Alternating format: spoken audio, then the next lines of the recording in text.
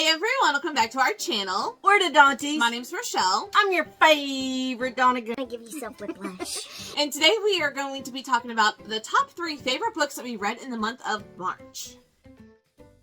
So every month we like to talk about the top 3 books that we read because we read so many and there's 2 of us, we don't do a full wrap up.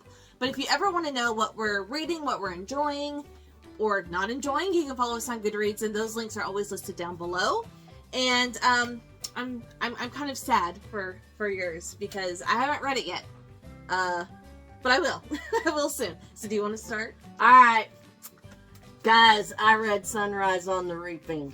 And it's by Suzanne Collins. It's one of the prequels to the Hunger Games. Yes. This is Haymitch's story. Yes. I didn't read the one about Snow because I don't care where Snow came from.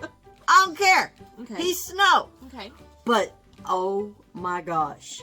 Talk about, this was so good. It totally takes you back to that world. You're in the games with Haymitch. You figure out what's going on. You get to get backstories of a lot of people like Mags and Wirus and Beatty and Plutarch. I liked it. I don't want to do any spoilers. Oh, no, we never do. But it was good. And this follows Haymitch through his games and we meet him in the Hunger Games. And I did reread the Hunger Games this month in preparation for this. But you find out, I'm assuming you're going to find out why Haymitch is a drunk. Oh, you find out. And, what happened to him. Mm-hmm. So the month is not over. So I am reserving this being my favorite book of the month because I do plan on reading it tomorrow. So, which is still March. Okay. So the first book I wanted to talk about is The Perfect Home by Danielle Kennitz. This is a book I got from the library just on a whim. I thought it sounded really fun. It was really colorful and it's a thriller. So in this, we're following this married couple who are running a very successful home renovation show, on, I think, HGTV type of show. And he is really the face of it. She's more like the designer, and she's kind of her persona on the show is the more reasonable one, tries to rein him down, bring him back to reality, if you will. But he's really the face of the show. So you're following this couple, you get to see where they are at in life. They're struggling having kids, but she really wants kids. So after many, many years, she finally gets pregnant and she gives birth, and she comes across something that scares her about her husband that forces her to take her daughter or is it a daughter or a son? I read a couple of books about getting running away, but anyway, she takes her child and runs away.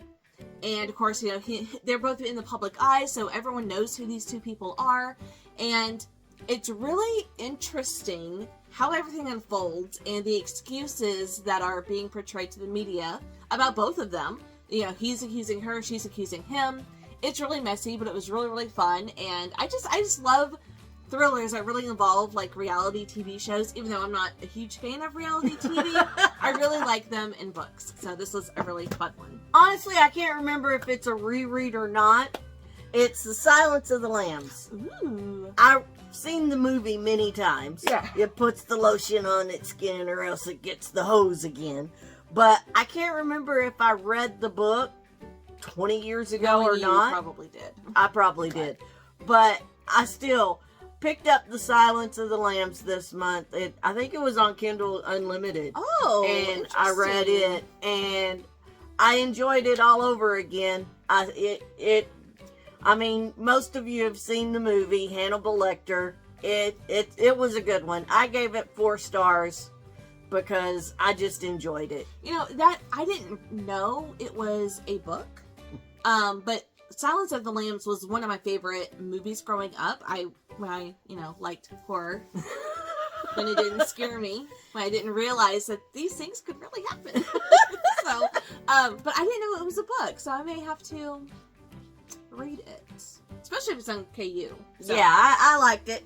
All right, so I read a couple of really good romances, but I wanted to share this one because this had me laughing, and it was so cute. So this is The Strawberry Patch Pancake House. It's by Lori Gilmore, and this is part of a series that takes place in this little town. That I think this is the fourth book. So this one we're following this. It's a really interesting setup. So all of the books in this series take place in this small town, and this one is my favorite out of the 4 or 5 that are out. And we're following this man who is like wanting to be a Michelin star chef. Okay. He's overseas, I think in France or Italy, and just really, building up his career. Well, he finds out that he has a daughter. So he ends up coming to this small town in the US, and she's 4 or 5, and her mother has passed away. It was like a one-night stand situation, so he didn't even know this daughter existed, and all of a sudden he's having to take care of her. And so they all decide that it's best for her to kind of get acclimated to him first before he moves her overseas so he can continue his career. So while he's in this small town, he takes a job at this local spot in town, and the previous chef had just like up and left, but the entire town, think of Gilmore Girls. All of these give Gilmore Girl vibes. And so the whole town is obsessed with the pancakes from the old chef.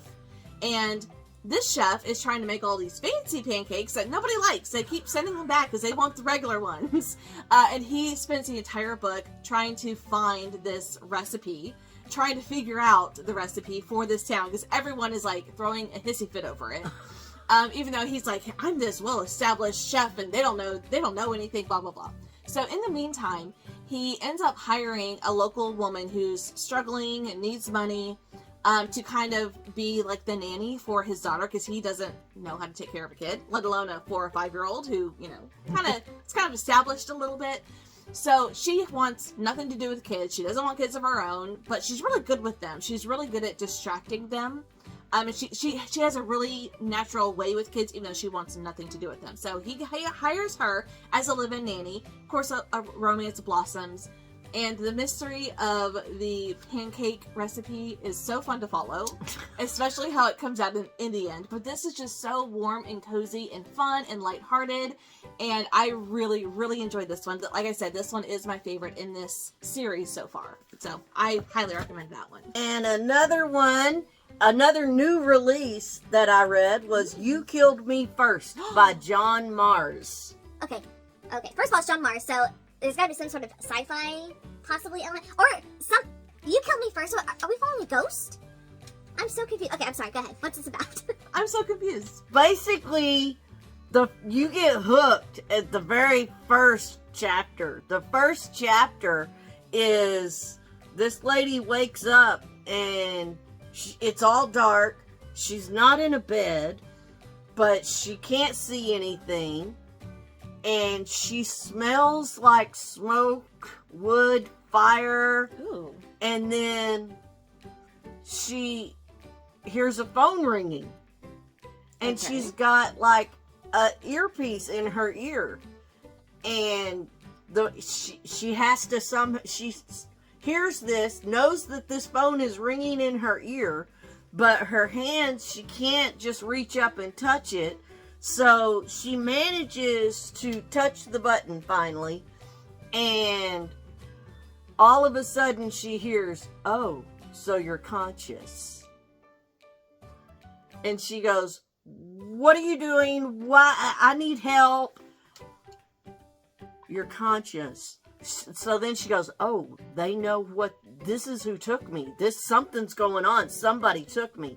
And then she recognizes the voice.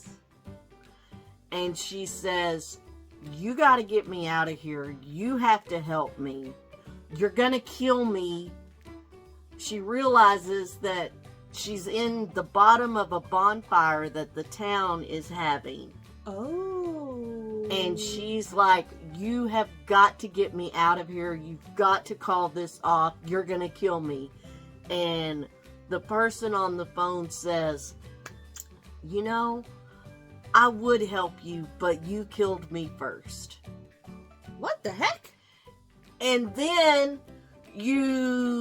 that's like the prologue little bit, and then you Okay. go into meeting Like leading up to it. people, and you meet 3 women that live in this neighborhood, and they're friends, and you get to know more about these women, and the more you get to know backstories and stuff, the more you figure out that everything's, kind of connected. Okay. And if you like those stories where you don't know really what the heck's going on, but you've got backstory that helps you figure it out, this is a good one. What genre is it? Is there any sci-fi elements? It's thriller. Really? It's strictly thriller. There's nothing sci-fi about this one. So John Mars wrote one of my favorite books, one of my favorite thriller sci-fi books, and The One. And every book I read from him is just so interesting. They're so unique, such unique concepts. So I didn't know he was coming out with a new one. Isn't he the one that wrote the one that I really like with when you're in the car? The Passengers. The yeah. Passengers. Yeah. Yeah. I mean, he's a great author. I just haven't read a whole lot from him. Yeah. I think I've read 3 books from him, but enjoyed them all. You'll like this one. You really will. I have so many books to read. Oh my gosh, not enough time. All right, so my last book that I want to talk about is Count My Lies by Sophie Stava. This, let me tell you, this woman that we are following, if you like unhinged women, an untrustworthy narrator, this is a book for you. And I think this is a debut, if I'm not mistaken. I could be wrong, but we're following this woman who will lie about every little thing for no reason. There's no purpose for this. What'd you have for lunch today? I haven't eaten all day today. It's a lie. Anyways, so the point, she lies like for stupid reason, or for no reason at all. It is what it is. But, so we're following her as she's working at this nail salon place. She does manicures and pedicures for the rich people in New York. And one day she ends up getting fired. She meets this man at a playground because he's there with his daughter. They have like a moment. She becomes obsessed with him, finds out he's married, whatever. She befriends the wife and kind of wiggles her way into getting the wife to hire her as their nanny for their daughter. So she's really close with the family. She befriends, she gets really, really close with the wife. And of course, she's harboring this huge, massive crush on this man.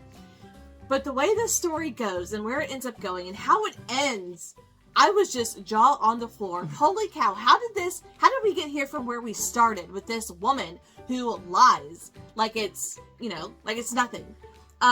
This was so good. I was kind of in a thriller slump before I read this one, and this really just grabbed my attention.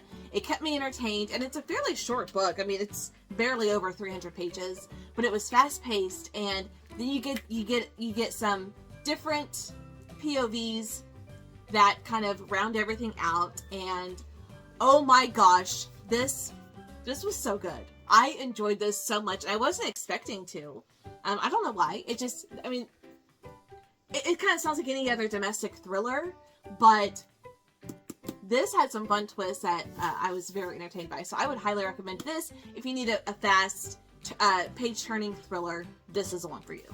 So here's a look at our favorite books that we read in the month of March. Leave a comment down below. Let us know if you've read any of these, or what was your favorite book that you read in the month of March. We would love to know, because we may take it as a recommendation. Have you read this yet? Not yet. Tomorrow. Tomorrow. It's really good, y'all. I'm so nervous, but I'm so excited to read it. So It's good. But that's gonna do it for us today. Thank you guys so much for watching, and we'll see you in our next video. Bye. Bye.